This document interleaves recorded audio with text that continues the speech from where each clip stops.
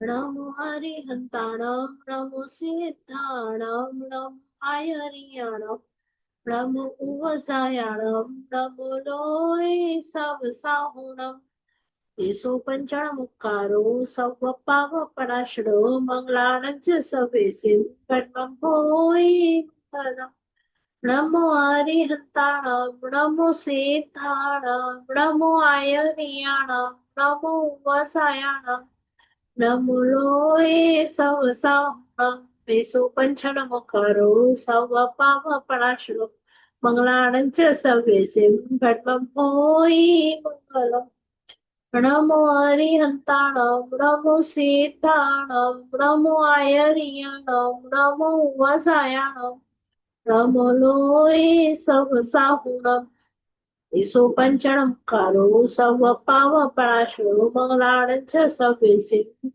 હોય અધોલોક ઉધોલોક તીર્છાલોકમાં રહેલા દરેક ત્રસ જીવ સ્થાવર જીવને સુખ મળે સાતા મળે સમાધિ મળે જલ્દી જલ્દી બધા જીવો મોક્ષે જાય એવી પ્રાર્થના શાતામાં છો બધા પ્રણામ બેન. દેવગુરુ પાસે બેન તમે શાતામાં દેવગુરુ પસાય બેન ચલો શાતામાં દેવગુરુ પસાય શરૂ કરીશું આજનો વર્ગ મેં ફોટો મોકલાવેલા એ બધાએ જોયા વાંચ્યા એમાંથી મોબાઈલમાં વિનયમાં ખબર પડી કોઈનું બાકી છે વાંચવાનું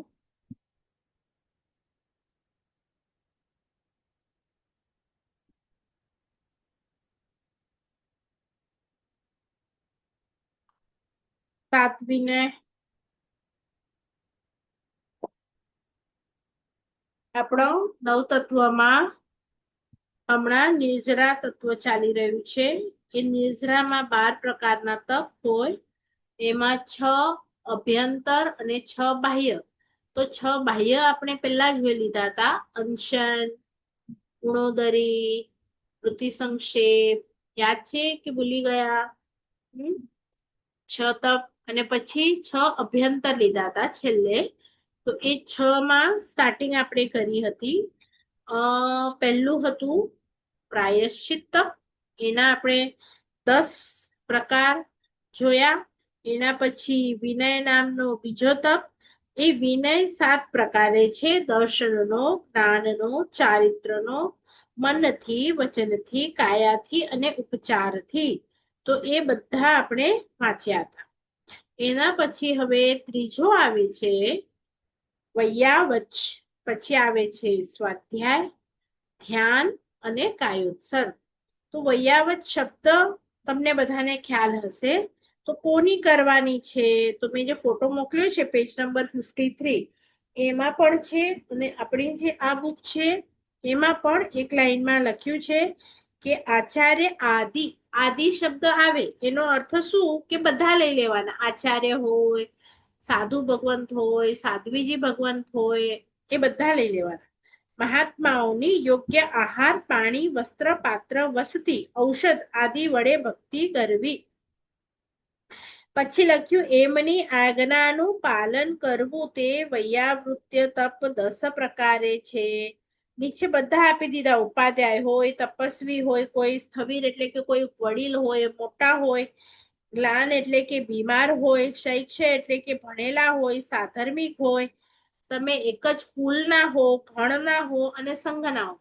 હવે આ કુલ અને ગણ કોની માટે આપ્યું છે તો કુલ અને ગણ એ મહાત્માઓ માટે આપ્યું છે જ્યારે તમે એક જ કુલના એ લોકો તો કઈ શ્રાવકની વૈયાવચ નથી કરવાના તો તમે એક જ કુલના હો એક જ ગણના હો તો એ લોકો સાધુ સાધ્વીજીની પણ અંદર એ લોકો વૈયાવચ કરી શકે અને આપણે પણ ગુરુ ભગવંતોની કરી શકીએ તો બંને રીતે વૈયાવચ કહેવામાં આવ્યું છે બરાબર અને અહીંયા લખ્યું છે કે એ કરવાથી આપણી અંદર નમ્રતા આવે છે અને આ 10 પ્રકારની વૈયાવચ કરવાથી મોહનીય કર્મનો ક્ષયોક્ષમ થાય છે એટલે જો વૈયાવચ કરવા નમવું પડે તો નમવું એટલે આપણો મોહ રાજા ઓછો થાય ક્ષયોક્ષમ થાય એનો અને સાથે સાથે જ્ઞાન જો હવે આની પાછળ તરત નવો તપ મૂક્યો સ્વાધ્યાય તો કેમ સ્વાધ્યાય આગળ ન મૂક્યું અને પાછળ મૂક્યું વૈયાવચને? તો લખે છે કે તમે સ્વાધ્યાય કરો એટલે જ્ઞાનાવરણીય કર્મનો ક્ષયોપશમ થાય.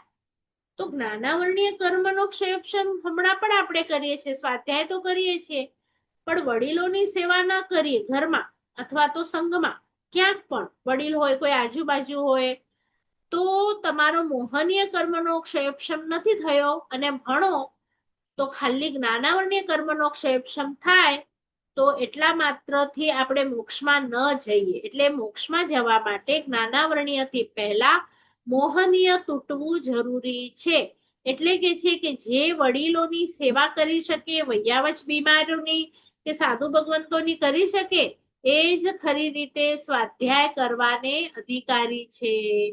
કારણ કે એ પોતાનું અધ્યયન હવે કરી શકશે. જો તમે બીજાનું નહીં કરો તો તમારું પોતાનું થશે જ નહીં. બરાબર? એટલે અહીંયા શું કહેવા માંગે છે કે જ્ઞાનાવરણીનો ક્ષયોપશમ કરતા મોહનીયનો ક્ષયોપશમ જરૂરી છે. એટલે ઘણી વખત આપણા ત્યાં વૈયાવચ કરનારા વધારે ચડી જાય, કારણ કે નમ્રતા ગુણ આવે, મોહનીય નો ક્ષયોપશમ થાય. એમાં ક્ષય અને ઉપશમ. ક્ષય એટલે કાઢી નાખવું, ઉપશમ એટલે દબાવવું. તો બંને જરૂરી છે. મોહનીયનું દબાવવું પણ જરૂરી છે અને કાઢી નાખવું પણ જરૂરી છે. એટલે હવે જે મોહનીયને હરાવે છે એની માટે સ્વાધ્યાય કયો. અને સ્વાધ્યાયમાં પણ તમે હમણાં સુધી એમ સમજ્યા હશો, સ્વાધ્યાય એટલે અધ્યયન કરવું, એટલે કે વાંચવું, એવું સમજ્યા હશો. પણ એને ખાલી અધ્યયન કહેવાય, વાંચવાને અધ્યયન કહેવાય. અહીંયા લખ્યું શબ્દ સ્વ અધ્યયન. એટલે શું? સ્વનું અધ્યયન કરો. તો સ્વને કેવી રીતે વાંચશો તમે? તો તમે આજે વ્યાખ્યાનમાં ગયા, ત્યાં કોઈ ચરિત્ર કથા ચાલુ છે, એ કથાને પોતાની સાથે જોડવી. સમજો કે કોઈક સતીની ચાલુ હોય, કોઈક મહાત્માની ચાલુ હોય, તો હું આની જગ્યા પર હોઉં તો શું કરું? એવું જ્યારે તમે તમારા માટે વિચારો, એને કહેવાય સ્વાધ્યાય. ખાલી તમે બુક વાંચો એને સ્વાધ્યાય ન કહેવાય, એને અધ્યયન કહેવાય. બરાબર? આણે આવું કર્યું એના દિયર સાથે, હું હોત તો હું કેવું કરત? એમ પોતાને પ્રશ્ન પૂછવાનો. એટલે અહીંયા 5 પ્રકારના જે તમને સ્વાધ્યાયના બતાડ્યા છે, વાચના, પૃચ્છના, પરાવર્તના, અનુપ્રેક્ષા અને ધર્મકથા. તો મેં જે ફોટો મોકલ્યો છે એમાં 53 અને 54 પાના ઉપર આ 5ની ડેફિનેશનો પણ મોકલી છે કે પોતે ભણવું કે બીજાને ભણાવવા, તે વાચના. બરાબર? પછી બીજું છે, અત્યારે તમે જે વાચના લો છો તેમાં ન સમજાય ત્યારે પૂછવું, તે પૃચ્છના. એટલે પૂછવું પણ જરૂરી છે, એ સ્વાધ્યાયનો એક પ્રકાર છે. ગૌતમ સ્વામી મહારાજા કેટલું પૂછતા હતા? 36,000 ક્વેશ્ચન મહાવીર સ્વામીને જે પૂછ્યા એનાથી એક આગમ રચાઈ ગયું, ભગવતી સૂત્ર. બરાબર? તો પછી એના પછી વાચનામાં જે ભણ્યા તે યાદ રાખવા, વારંવાર તેનો પાઠ કરવો. તમારામાંથી વાચનામાં ઘણા છો, પૂછનામાં પણ ઘણા છો, અને આ ત્રીજા સ્વાધ્યાયમાં પરાવર્તનામાં બધા આવો છો. તમારું જે સ્ટડી થાય છે 2 દિવસમાં, એને વારંવાર 8-10 વખત વધારે વખત વાંચવું, એમાં બધા આવો છો કે ત્રીજામાં નીકળી જાઓ છો, આઉટ થઈ જાઓ છો? બોલો, કેટલા છો આટલામાંથી? 5 ત્રીજા સુધી પહોંચ્યા, પરાવર્તના સુધી. પરાવર્તના એટલે revision, again and again and again એ જ વાંચવું. જીવ વિચાર વાંચો, નવ તત્વ વાંચો, ફરીથી વાંચો, ફરીથી વાંચો. એમ તો શું થાય? મોહનીય કર્મનો ક્ષયોપશમ થાય, જ્ઞાનાવરણીય કર્મનો ક્ષયોપશમ થાય. હું સમજાવું છું તે પહેલી, બીજી, ત્રીજી વખત તો સમજાય પણ નહીં. 8મી 10મી વખત કંઈક તમને એમ થશે કે હવે મને સમજાય છે. કેમ સમજાય છે? કારણ કે ઉપરના જે જ્ઞાનાવરણીયના પડલ હતા એને તોડતા વાર લાગે. તમે વારંવાર હથોડો મારો ને તો દિવાલ તૂટે. એક વખત હથોડો મારો ક્યારે પણ દિવાલ તૂટે? તો પરાવર્તન એટલે વારંવાર. આપણે ઓલા પરિહાર વિશુદ્ધિ વાળા મારા સાહેબ જોયા હતા ને, તો એ 18 મહિના માટે નીકળે છે, તો 18 મહિના તો એ રિપીટ ને રિપીટ ને રિપીટ જ કરે છે. નવું ક્યાંથી લાવવાના? તો જેટલું તમે રિપીટ કરો ને એ વસ્તુ આત્મા સાથે ગાઢ થઈ જાય અને બીજા ભાવમાં આપણી સાથે ચાલે. એટલે તમને જે પણ એક સૂત્ર લાગે ને, સમજો કે મને રત્નાકર પચીસી લાગી, મને ભક્તામન લાગ્યું, મને પંચસૂત્ર લાગ્યું, મને દેરાસર વિધિ, મને જે એક વસ્તુ તમને ગમતી હોય એને એક વસ્તુ એવી જોઈએ કે ઈ તમે ડેલી માં એનું પરાવર્તન કરો. એક પણ દિવસ એવો ન જાય કે એમાં તમે ઈ સૂત્ર ન બોલ્યા હો.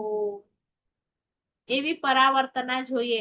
એનો તમને દરેકે દરેક શબ્દ ખબર હોવો જોઈએ. કયો સૂત્ર બધા રોજ બોલો છો? ફિક્સ જ છે કે હમણાં સુધી અમારું એ મિસ નથી જ થયું? બોલો કયું સૂત્ર છે? બધાનું પોતપોતાનું કંઈક અલગ હશે. બોલો.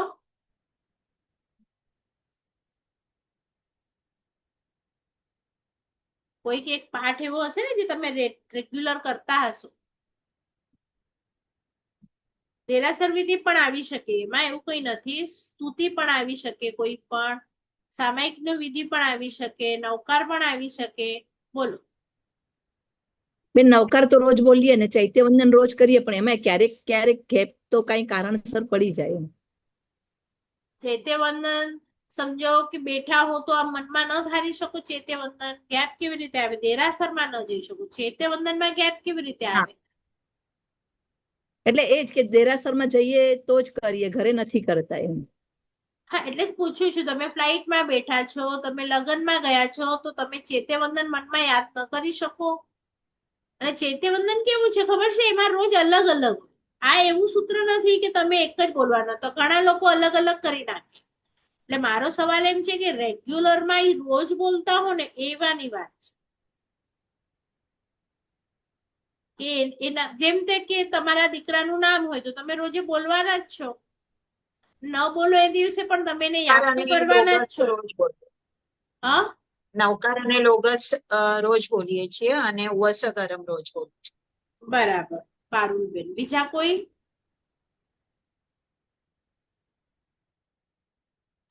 હવે તમને કહું, રોજ બોલો છો અને આત્મામાં શાત થયું છે કે નહીં એને ચેક કરવું હોય ને, તો હું પૂછું કે લોગસમાં કેટલા રસવઈ છે,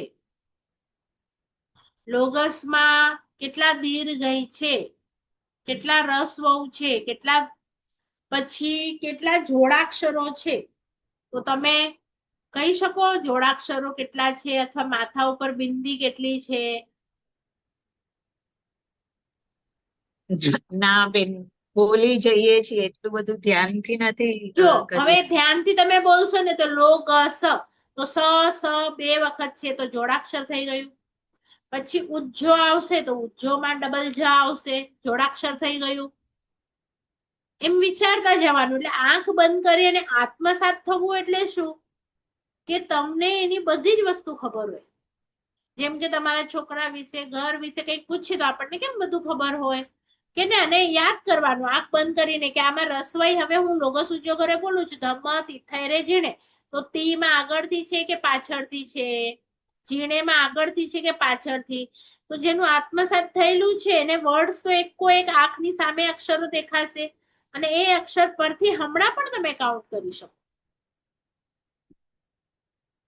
પણ જો એ રોજ વાંચતા હો તો તમે પછી પોતાની રીતે રોજ બોલતા હો ને, તો આત્મસાત ન થાય. પાછું તમારે બુક ખોલી અને ઈ જ શબ્દ એ જ જોડણીમાં વાંચવા પડે. આપણને શું થાય, મોઢે ઉચ્ચારણ આવડી જાય ને એટલે આપણે જોવાનું બંધ કરી દઈએ.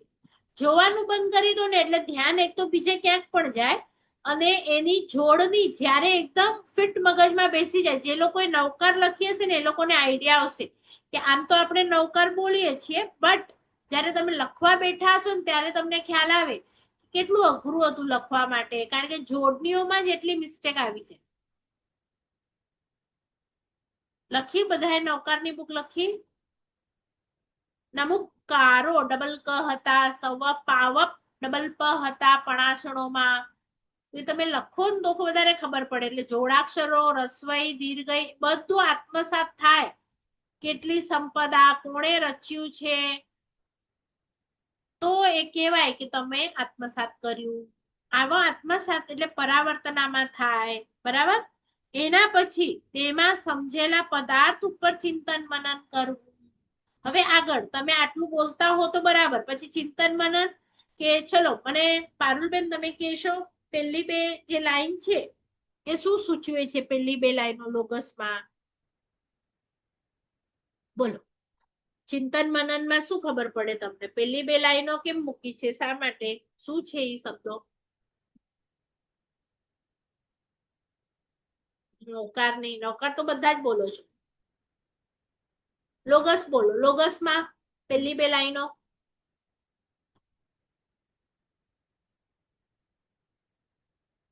બોલો. ચલો ફટાફટ. લોગસમાં કયા વિશેષણો છે?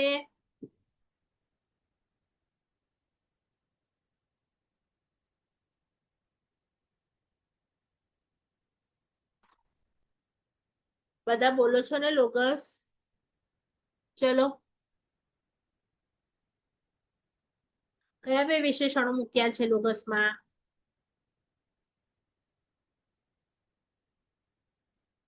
નથી ખ્યાલ? થઈ ગયું છે આપણું લોગસ. જયારે હું પાર્લા આવતી હતી ત્યારે સ્ટાર્ટિંગમાં મેં દેરાસર વિધિ અને સામાયિક સૂત્ર લીધેલા, એમાં લોગસ લીધું હતું. ચલો જેને યાદ હોય બોલો કયું વિશેષણ છે?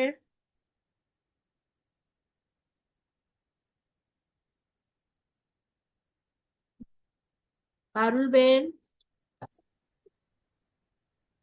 24 તીર્થંકર ને યાદ કરીએ. હા બરાબર છે. હવે 24 તીર્થંકરના તમે કલર ને યાદ કરો, હાઈટ ને યાદ કરો, શું યાદ કરો? લોગસમાં યાદ કરો બરોબર. પહેલી બે લાઈનોનો અર્થ શું છે એ મેં પૂછ્યું. પહેલી બે લાઈનોમાં એમને કેવી રીતે યાદ કરવાના છે ને એ કીધું છે. લોકને ઉજાગર કરવા વાળા, હા ધર્મતીર્થ પ્રવર્તાવનારા, હા બરાબર છે. એટલે જો તમે છે ને મહાવીર સ્વામીને જન્મથી યાદ કરો ને તો એ નાના પણ હતા, અંગૂઠે મેરુ પણ કંપાવ્યો, રમતા પણ હતા, માતાને માટે અભિગ્રહ પણ લીધો, લગ્ન પણ કર્યા. તમે યાદ કરો છો 24 ભગવાનને, પણ કેવી રીતે યાદ કરો છો? તો તેમાં કીધું કે આ 4 વિશેષણોથી યાદ કરવાનું છે કે તમે બધા લોકમાં પ્રકાશ કરનારા છો. હવે લાઈટ હતા બધા ભગવાન, ટ્યુબલાઇટ હતા, પ્રકાશ કેવી રીતે કર્યો એમણે?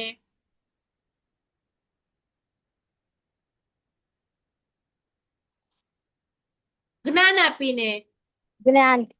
બરાબર. તો એ જ્ઞાનથી કેવળ જ્ઞાની હતા. એ કેવળ જ્ઞાન ક્યારે આવે?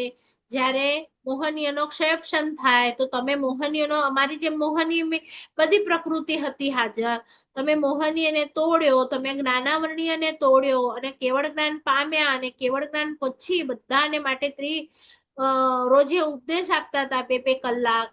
તો આ બધું આ પહેલા વિશેષણમાં યાદ કરવું, તત્વથી ચિંતન કરવું, એ થયું પેલું. લોગસ ઉજો ઘરે. પછી ધમ્મ તીર્થ રે ઝીણે, એટલે કે તમે દ્વાદશાંગી રચી, ગૌતમ સ્વામી આદિ ગણધરોને રચ્યા, સાધુ સાધ્વી શ્રાવક શ્રાવિકા રૂપે ધર્મ તીર્થની તમે પ્રવર્તના કરી. એવી રીતે યાદ કરવાનું છે. પછી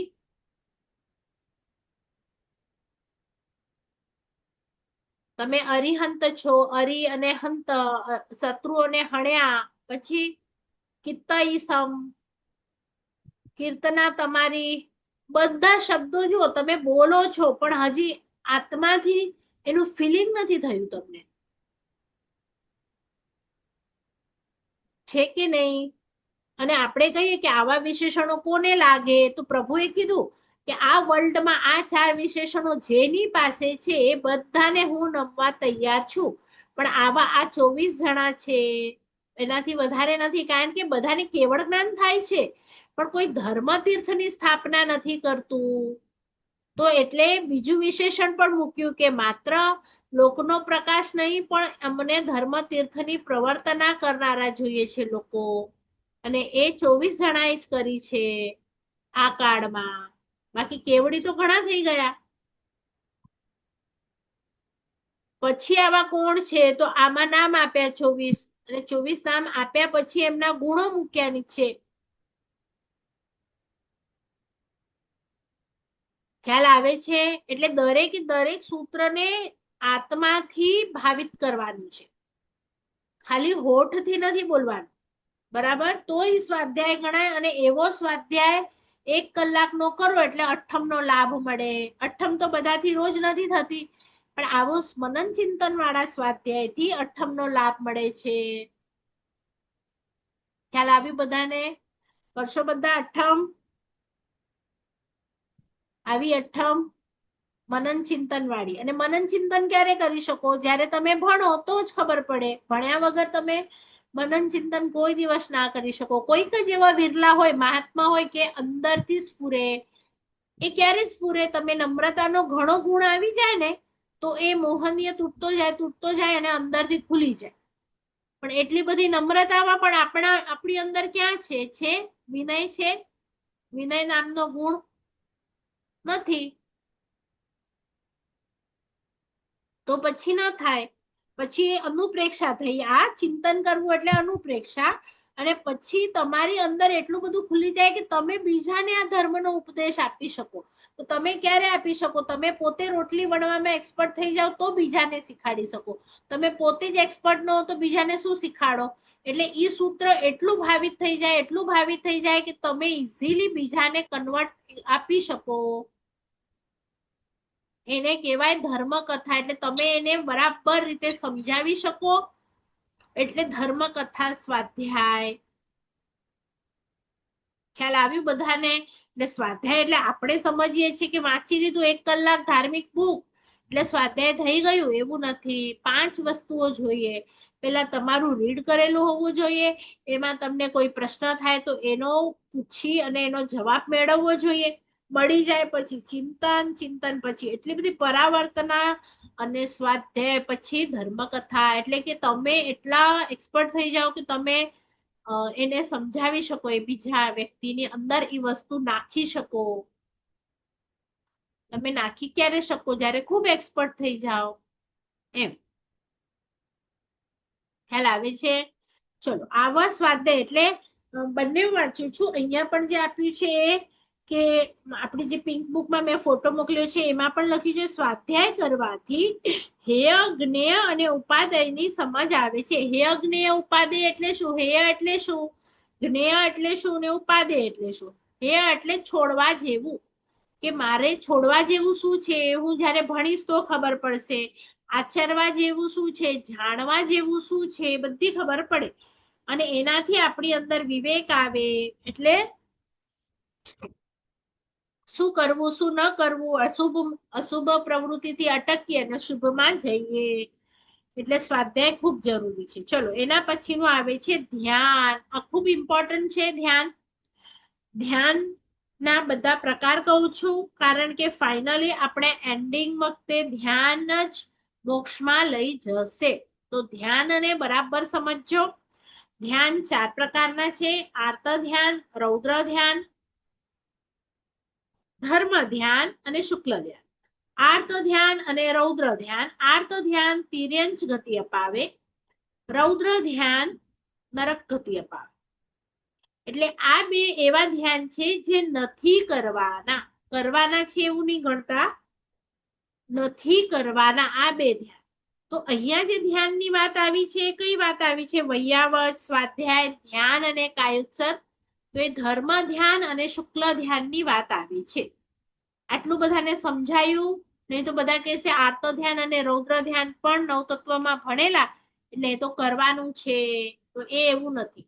આર્ત ધ્યાન અને રૌદ્ર ધ્યાન આપણે નથી કરવાનું, ધર્મ ધ્યાન અને શુક્લ ધ્યાન કરવાનું છે. હવે હું તમને પૂછું તો તમે કહેશો અમને ખબર જ નથી કે એટલે શું, તો અમે કેવી રીતે કહીએ? તો મેં જે ફોટો મોકલાવ્યો છે એમાં આર્ત ધ્યાનના 4 પ્રકાર છે. તો આર્ત ધ્યાનના 4 પ્રકાર જોઈએ. આર્ત એટલે પીડા. આર્ત એટલે શું? પીડા. તો આમાં આપણે શું કરીશું? પીડા આપીશું. પણ કોને આપીશું? તો લખ્યું પોતાની જાતને. કોને આપીશું? પોતાની જાતને. એટલે તમે બીજાને પીડા નથી આપતા, તો પોતાની જાતને પીડા આપો છો એટલે ઓછું પાપ બંધાય. રૌદ્ર ધ્યાનમાં તમે બીજાને પીડા આપો છો. આ બંનેનો ડિફરન્સ સમજાયો બધાને? આર્ત ધ્યાન એટલે પોતાને પીડા આપવી. હવે પોતાને કેવી રીતે પીડા આપીશું આપણે? તો 4 પ્રકાર છે. પહેલું છે ગમતી વસ્તુઓ ચાલી જાય તો ચિંતા, શોક, દુઃખ થવું, એનું નામ છે ઇષ્ટ વિયોગ આર્ત ધ્યાન. તો થયું છે કોઈની સાથે આવું કે નથી થયું? ખાલી મારી સાથે થયું છે. પોતાની ગમતી વસ્તુઓ ચાલી જાય તો દુઃખી થવું થાય છે આર્ત ધ્યાન. થાય છે. થાય છે. ચલો આપણને એમ લાગે પાછું કે ક્યારેક થાય છે, પણ આ તો કેવું છે ખબર છે? આપણે જે મેડિક્લેમ ભરીએ છીએ, આપણે જે ઇન્સ્યોરન્સ ભરીએ છીએ, આપણે જે સિક્યોરિટી બેસાડી છે, આપણે જે કેમેરા લગાડ્યા છે, એ બધું એની માટે જ છે કે મારા પૈસા ચાલ્યા ન જાય, મારા સ્વજનોને કાંઈ ન થાય. એટલે આપણે ક્યારેક કરીએ છીએ કે 24 કલાક હોય છે? હવે એનો જવાબ આપો.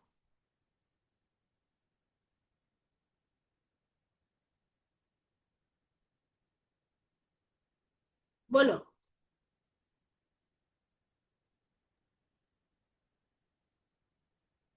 શું છે? ક્યારેક કે હંમેશા 24 કલાક? હા બોલો. ક્યારેક એટલે લખ્યું શાસ્ત્રમાં કે 24 કલાક બંધાય છે, એટલે આપણે તિર્યંજ ગતિ 24 કલાક બાંધીએ છીએ. હવે બીજું જુઓ, અણગમતી વસ્તુ પાસે આવી જાય તો તેનાથી ક્યારે છૂટીશ? એટલે અનિષ્ટ સંયોગ.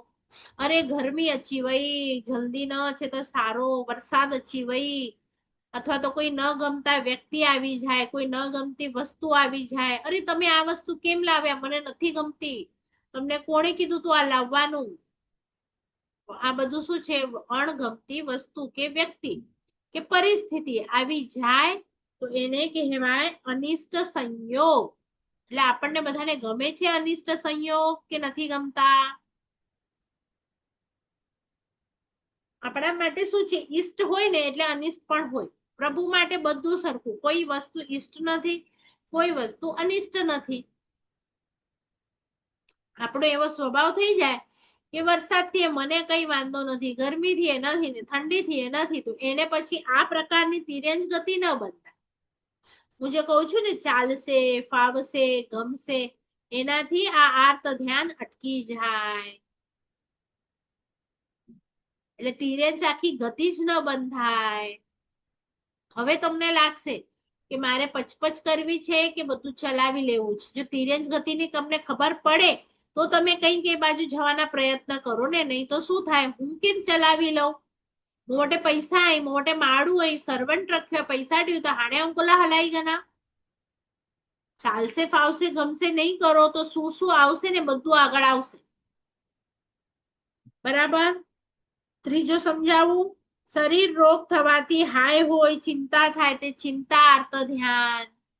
આપણે જે બધું ખાઈએ ને, ચલો પહેલેથી ચ્યવનપ્રાશ ખાઈ લો, ઠંડી શરદી ન લાગવી જોઈએ, ચલો પહેલાથી આ ખાઈ લો. જો શરીરને ટકાવવાનું છે પાછું, અને એ ટકાવવા પાછળ કાંઈ હેતુ ન હોય, સંસારના સુખ માણવાનું હોય તો પાપ લાગે. પણ તમે બરાબર ગરમ પાણી પીઓ, ચોવ્યાર કરો, અથવા તો આ વસ્તુ, ચલો હું રાતના પણ ખાઉં છું, પણ ખાઈને બીજા દિવસે પૂજા કરી શકું, સામાયિક કરી શકું, અંતિમ ક્ષણ સુધી ધર્મ આરાધના કરી શકું, એના માટે જો ખાતી હોઉં તો પછી શું થાય? તો તમને આર્ત ધ્યાન ન થાય. પણ તમારું લક્ષ્ય શરીરના સુખો અથવા સંસારના સુખો ભોગવવાનું છે, તો તમે 5 વાગે 6 વાગે બી ખાઈ લો, અને હું સ્લિમ ફિટ રહીશ અને ચોવ્યાર કરું છું, તો એ ચોવ્યારનો કોઈ ફાયદો નથી. કારણ કે તમારું લક્ષ્ય વજન ઘટાડવાનું છે. પ્રભુએ ના પાડી છે માટે નથી ખાવું એવું નથી. એટલે શરીરની ચિંતા જો આત્માલક્ષ્ય કરતા હો તો વાંધો નથી, પણ આત્મલક્ષી ન હોય અને હનકે હી ડઈડા, હનકે શરદી થીંદી બચ્ચે, કે હનકે હી કર હું કર, પણ એમ જ કે એને તકલીફ થશે તો મને રાતના જાગવું પડશે, આપણો સ્વાર્થ આવી જાય, મારો દીકરો છે બીમાર ન પડવો જોઈએ, એટલો જ સ્વાર્થ હોય, તો પછી તમારું તિર્યંજ ગતિ બંધાવશે 24 કલાક. બંનેમાં ડિફરન્સ સમજાય છે? ચિંતા નથી કરવાની એવું નથી કીધું, પણ કયા હેતુથી કરવાની છે એ હેતુ સમજાવું છું. હમણાં સુધી એ જ હેતુ હતો, પોતાને સુખાકારી રાખવાનો. બધા ચેક કરો. ઘણા બધા મળે ને તો કે નોરે તે ભારી નાય પણ એટલે પણ કે બરોબર રહેજો. તો એની માટે તમે બરાબર રહો છો, આરાધના માટે નથી રહેતા. તો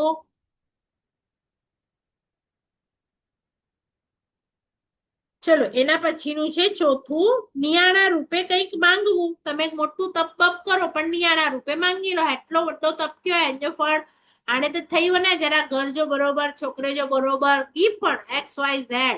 તો આ તમે શું કર્યું? આ પણ આર્ત ધ્યાન છે. કારણ કે તમે આખી વખત જે તપ કરતા હતા એ જ વસ્તુ માટે કરતા હતા. આત્માની કર્મની નિર્જરા માટે તો નહોતા કરતા. એટલે આ આર્ત ધ્યાન છે અને 4 એ 4 તિર્યંચ ગતિ અપાવે છે. આ 4 ના નામ કોઈને ન આવડ્યા હોય એવું છે, ન સમજાયા હોય, હજી ડિટેલમાં સમજાવું કે ખબર પડી? ચલો, અગ્ર શોચ આર્ત ધ્યાન. અને શું કહેવાય? અગ્ર શોચ આર્ત ધ્યાન. 4 નામ કોઈ બોલશે? પહેલું છે ઇષ્ટ વિયોગ, એટલે કે સારી વસ્તુ જતી રહેશે. અનિષ્ટ સંયોગ, એટલે કે ખરાબ વસ્તુ મારી પાસે આવી જશે. ત્રીજું છે ચિંતાર્ત ધ્યાન અને ચોથું છે અગ્ર શોચ આર્ત ધ્યાન. આ નામ લખવાના છે અને હું કયું આર્ત ધ્યાન કરું છું